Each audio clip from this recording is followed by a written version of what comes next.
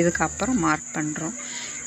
அதாவது இப்போ போட்டிருக்க கோடு வந்து நமக்கு தையலுக்கு மடித்து தைக்க. இப்போது நம்ம அந்த அரை இன்ச்சு அவங்க அதிகமாக இறக்கம் சொன்னதுனால அதை மட்டும் அந்த அரை இன்ச்சை மார்க் பண்ணி மறுபடியும் நம்ம ஸ்கேலால் கோடு போட்டுக்கலாம்.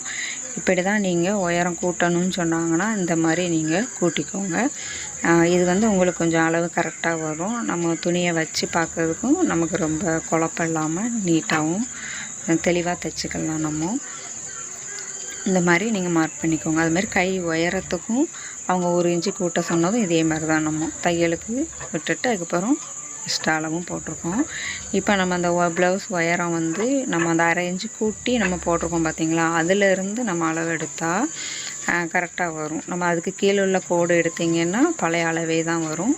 அந்த அரை இன்ச்சு போட்டு கோடு போட்டிருக்க கோட்டில் போட்டோம்னா அவங்க எக்ஸ்ட்ரா கேட்ட அரை இன்ச்சு அளவு நமக்கு கரெக்டாக கிடைக்கும்.